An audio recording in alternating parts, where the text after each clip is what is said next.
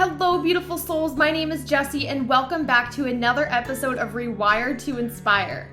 The show where we'll dive into self-love, learn tangible ways to rewire the brain, and discovering your soul's purpose.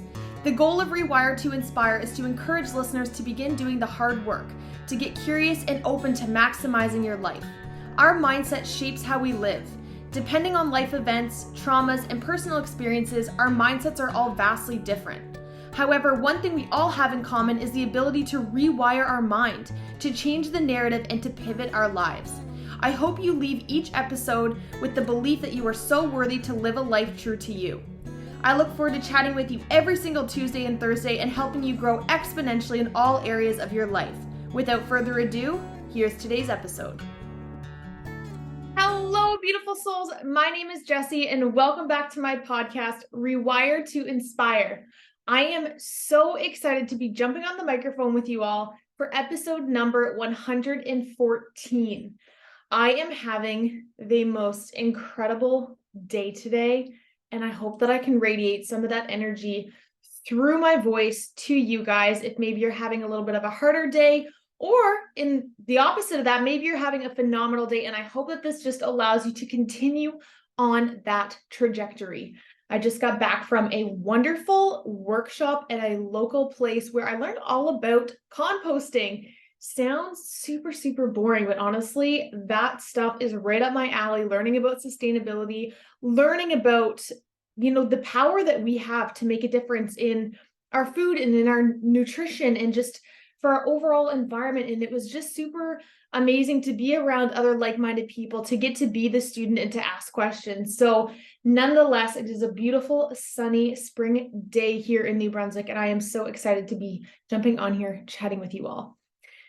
Today's episode is definitely more of a trauma-informed approach to today's content, and because I want to talk to you guys about something that I had a really hard time with for a long time. And so the topic for today is a reason why you might feel like you're tired all the time. Feeling like no matter how much sleep you get, no matter what you do, no matter what the circumstances are, you're just feeling exhausted. And although I cannot answer to every question or every circumstance or every issue that could be leading into this, if I had a guess on what one thing that I think jumps off the page for a lot of folks, it would be what I'm going to be talking to you guys about today. However, I do have to note that this is not a diagnosis of any kind. This is not a, I'm saying this, so that means that you should just stop taking your medication or not go see your doctor if you're having issues with sleep. However, if you're feeling tired all the time, because there could be more things going on. This is just a theme that I see quite often. And so the reason I'm sharing this is there's really multiple reasons why I'm sharing this. A, because as always, I like to lead by example. And I like to share from experiences that I've been through, things that I've gone through, how I'm dealing with them, so I can teach them to you guys. Again, my goal as always is to help even one person not feel alone or feel empowered to make a shift in their life. And so for most of my life, I didn't really realize this until the last couple months or so, but I had been on a constant state of autopilot, on a constant state of being in a survival mechanism, meaning either hyper or hypo aroused. So my body has pretty much always, as long as I can remember, been in the state of standby, of what is to come next, ready to scan for the next threat, feeling overwhelmed, feeling out of body. And I didn't really recognize the correlation between that state of mind and being exhausted. And it hasn't really been until the past couple of months where I've kind of noticed a shift in this. And the first shift that I felt was when I was 22 years old and I had decided to move back to New Brunswick from Alberta. And the reason that I think that I started to feel a shift is because at that time, it was the first time in my life I lived by myself. I didn't have external partners or people dwindling in on my emotions. I was left to be with my own thoughts and body for the first time in my whole life. And so it was the first time my body got to feel safe in an environment. And I never really realized how much that buildup of being in a constant state of overdrive would hit me like a ton of bricks for the years to come. And so for the past 2 years, I've just been constantly feeling exhausted, tired, overwhelmed. And although I think a large part of that was because most of my life was in that state, I think we also have to acknowledge in some way, shape, or form that a lot of this has to do with the pandemic. And I know that this is a topic I don't really love to talk about. I don't like to give my opinion. I'm very just neutral. I don't really like to talk about it because I know it causes a lot of controversy and issues. However, what I will say is from a trauma-informed standpoint, from our body neurological standpoint, the pandemic did affect us. Whether we want to acknowledge that or not, no matter which side of whatever you are on, it does not matter. We had to go on lockdown. We were uncertain, at least for a certain amount of time. Relationships could have been broken. Circumstances could have been shifted. And our body, in a way, was constantly on a state of overdrive. And so although I know my experiences are based from early on in childhood to where this started, the reason I wanted to share this is because a lot of folks that I've been talking to lately of feeling that exhaustion, it's like, it's probably because your life has caught up with you, but also because the pandemic did take a toll on all of us, and it's something we all experience. So that's why I'm bringing it into the conversation today. And so because for so long we were on that state of what's to come next, like, can I go here? Can I do this? Like, is that person safe to go around? What do I do if this happens? Is my family okay? Like, there was just a constant need to be on edge.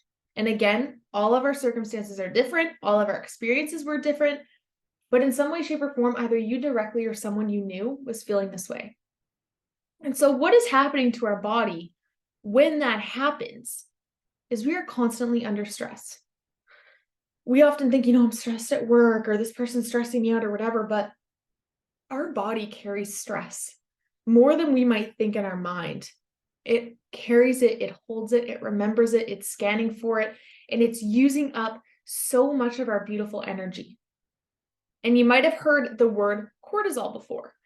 Cortisol is basically what our body releases when we are stressed. It is its way of trying to calm down our system.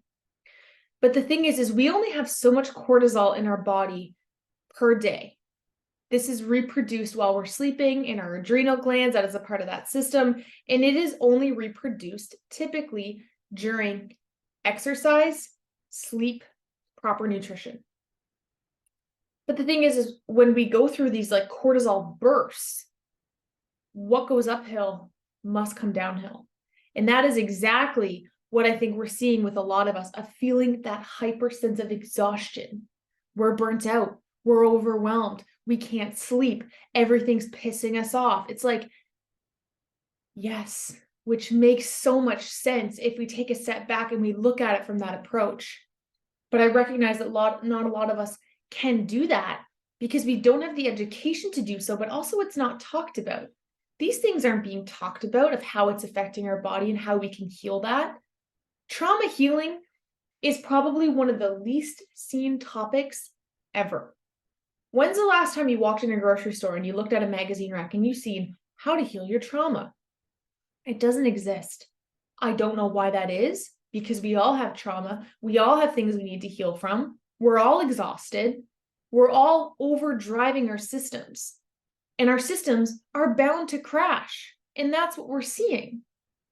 And so I wanted to make this episode and provide you guys with a couple things that we can do about it. And again, I am not a doctor.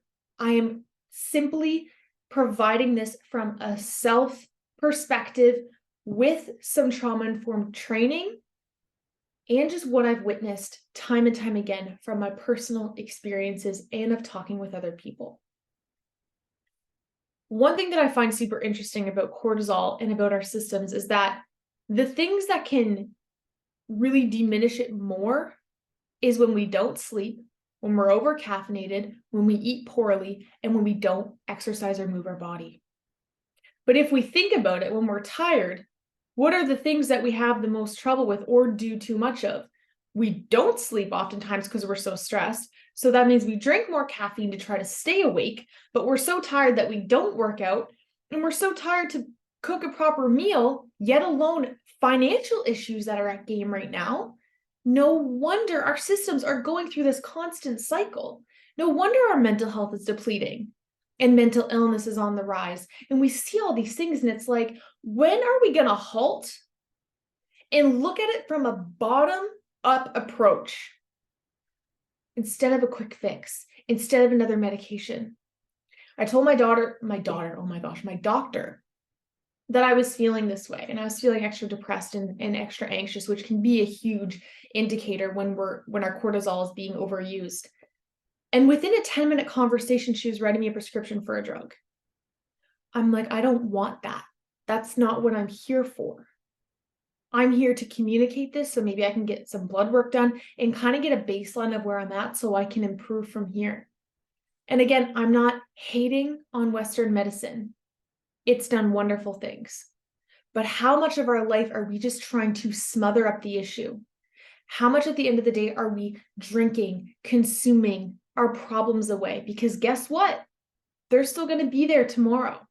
And in fact, the least time we spend healing them, the more intense they're going to get, and the more they're going to creep up on us. And so you listening, you are deserving of not feeling exhausted. You're deserving to feel energized, to feel a higher vibration, to feel happy, to feel joy, to feel fulfilled. But I think so many of us are in that state of shame and pain and exhaustion, which is a very, very low frequency and causing us to just question everything. And the fact that so many of us are feeling like this, guess what? That's rippling on other people. Positivity and healing and growing and evolving, I truly do believe, takes a community. It takes a holistic approach individually, but as well as the people around us have to be willing to acknowledge and do the work on this stuff as well. So there is hope. That is the beautiful thing. But I think that in order to make a shift, we have to know that something has shifted. In order to make a difference, we have to acknowledge what has happened. In order to know that this is happening, we have to be able to admit it to ourselves, have the awareness of it, and start the conversation. That is one of the biggest things I'm passionate about with youth right now in the schools is, where's your mental health? Because guess what? My manager told me yesterday, one of the biggest issues that we're seeing in schools is having to do with logic, with math, with calculus, with science, with those things. And I'm like, no, duh. That makes perfect sense to my brain, because guess what? Our logic brain, our hippocampus, which is where we're able to do math, do statistics, do physics, do logic thinking, comes from our hippocampus. But guess what? If that is turned off because we are too stressed or we're in a state of survival, of course those things are going to seem super hard and we're going to fail. It makes perfect sense to me. And I get really worked up about these things because it's like, why are we not taking a trauma-informed perspective to this? Why are we not educating the general public about how trauma lies in the body, about how the pandemic did affect us, about how cortisol is this beautiful thing that is there to help us in instances when we have a need to react? If there is a bear chasing me in the woods, you're damn right I want that cortisol to help me run faster. But I don't need that running through my body when I'm sitting at my laptop writing an email. Do you see the difference? And do you see how one of them is going to be detrimental and is going to catch up to us?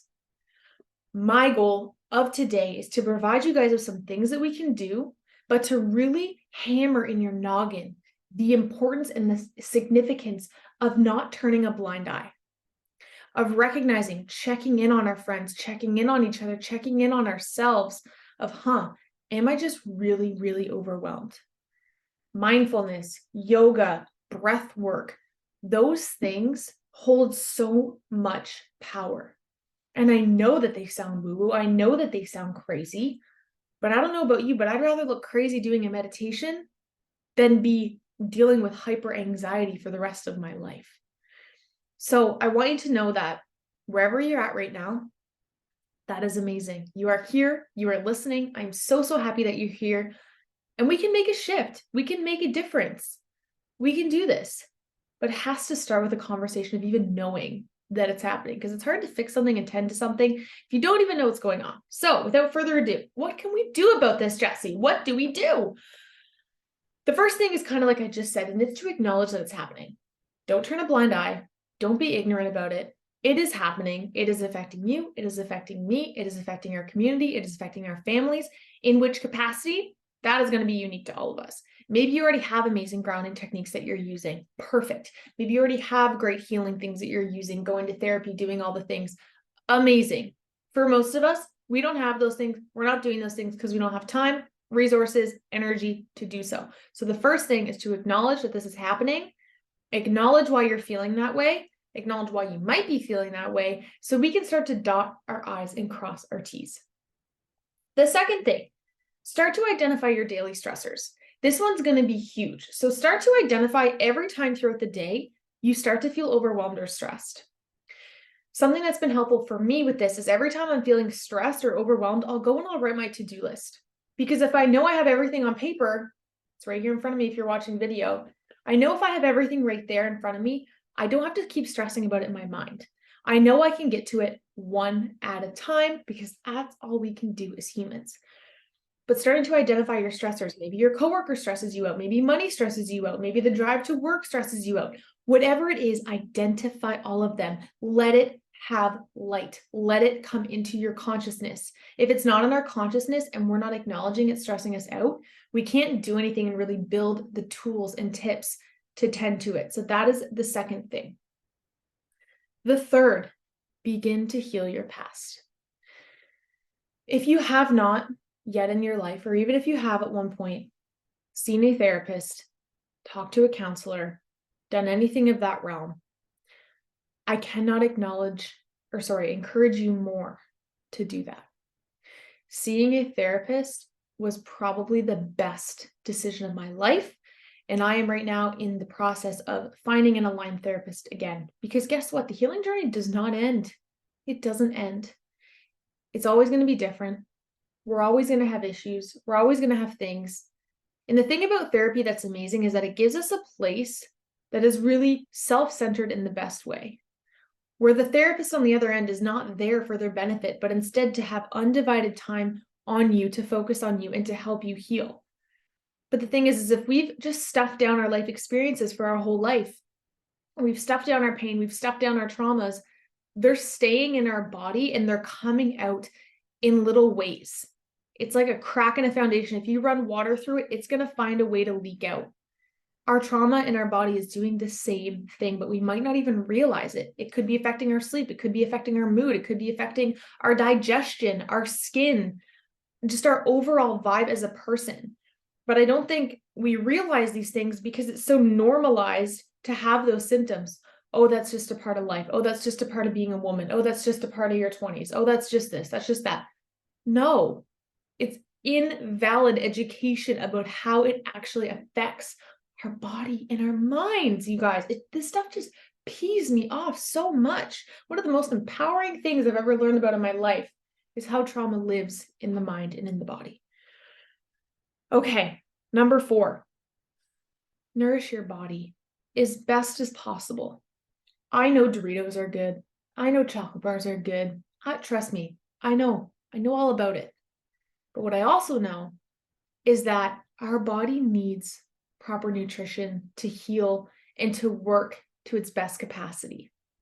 If we are just constantly feeding our body garbage, it is going to feel like garbage. It is not going to be operating properly because it doesn't have the things that it needs to properly look after us and tend to us. Proper vitamins are also huge. I don't want you to go out and follow any kind of diet or follow what your favorite YouTuber is doing or you've seen on a cover of a magazine. I want you to get to know your unique body because what you need and what I need is going to be completely different. And you will know the foods that make your mind feel good, that make your body feel good. You will know those things intuitively, but we have to make it a priority as best as possible to nourish our body so it can heal from the inside out. Speaking of which, my stomach is growling. I highly doubt you guys can hear that, but if you can, that is my body's way of saying, hey, you haven't fed me in a couple hours and I'm really hungry. So I'm really grateful that I have leftovers from last night that I can make. So long story short. Okay, the next thing, you guys, I'm almost done. Move your body as best as possible. That could be a quick 10-minute walk. That could be a yoga flow. That could be a full-on workout. My favorite word to throw in front of moving your body and exercising is intentional. Intentional movement. I know that for the next X amount of time, this time is going to be me intentionally moving, nourishing, doing something for my body. That word intentional allows us to show up differently. It allows us to do it differently. Moving your body as best as possible is one of the best things that we can do on a daily basis. It is going to help our, again, cortisol heal and to work better. It's going to allow us to come back to our body and feel grounded. It's going to work our heart in a healthy way. It's going to force us in a way to focus on our breathing. Working out and moving our body is one of the most underrated, I think, curers of so many things, especially if it's in the summer and you can get outside for a walk and also get vitamin D at the same time. There's so many unique ways that you can move and nourish your body without it being a full weightlifting session at the gym. Don't let society's representation of what moving your body is supposed to look like intimidate you and take you away from doing the things that would work and be beneficial for you in your life, but finding a way every single day to intentionally move your beautiful body. Number 6, and you guys are probably going to roll your eyes at this one, prioritize your sleep. We all need at least 8 hours of sleep. And I know women actually need more than men, which was a whole other can of worms that I've been learning about. But women on average need 8 hours of sleep. Men on average need 6 to 8 hours of sleep. Women specifically, it's because the way our hormones are produced is in our sleep. Men's hormones are produced 24 hours a day. And so we need more sleep than men do. And I don't know everything that goes into that. I'm learning more about it, about how our hormones are operated and when they have time to recover versus men. So I'm not going to dive super deep into it because I'm not fully knowledgeable, but I do know that that is really the baseline of why women need more sleep.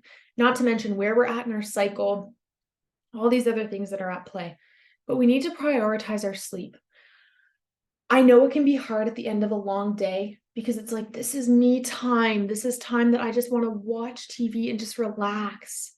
I hear you and I get that, but think about how that's pouring into your tomorrow.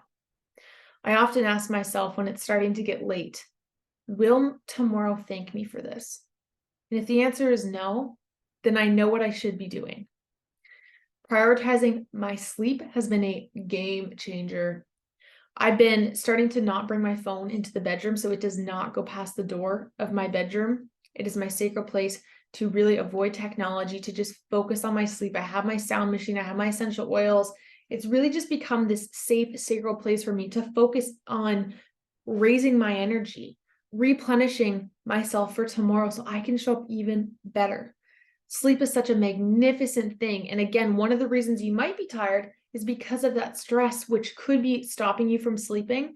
So I encourage you to find ways to ground yourself that support you so you can begin to prioritize your sleep, which I promise you in some way, shape, or form will help lower your stress, help you have more energy.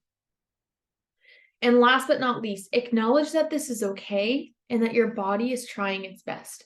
This is always like my ending point that I like to share because we do have to acknowledge that our body is doing exactly what it's kind of supposed to do. If we're feeling stressed, that's cortisol's job to come in and protect us. If we're feeling overwhelmed, that's our body's job to kind of pull the ripcord and to turn our thinking brain offline. Everything it's doing does serve a purpose, but has that purpose extended its time period? Has it overstayed its welcome in a way? And what can we do from our perspective and within our power to start to heal that so our body can relax and go back to doing what it does best, which is looking after us and doing all the things internally. So you guys, that is a reason why you might be feeling tired all the time. I want you to just take a moment to maybe put your hand on your heart, maybe just take a deep breath and go, okay, this is where I'm at. How I pivot from this moment on is my decision. You have the power in this moment to choose.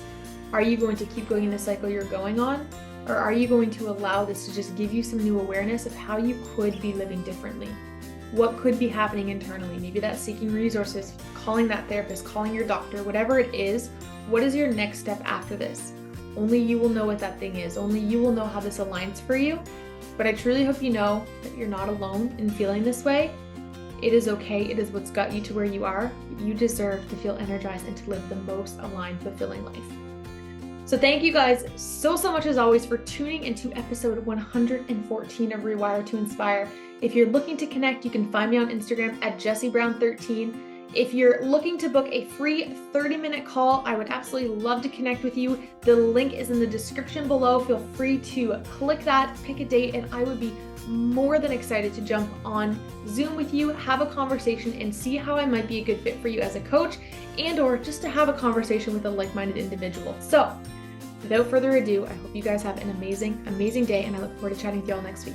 Bye, you guys. Thank you all so much for tuning into today's episode of Rewire to Inspire. I absolutely love connecting with you all, so make sure you're following me on Instagram. I am at Jessie Brown 13. If you enjoyed today's episode, please feel free to leave a review or share with someone you think would enjoy.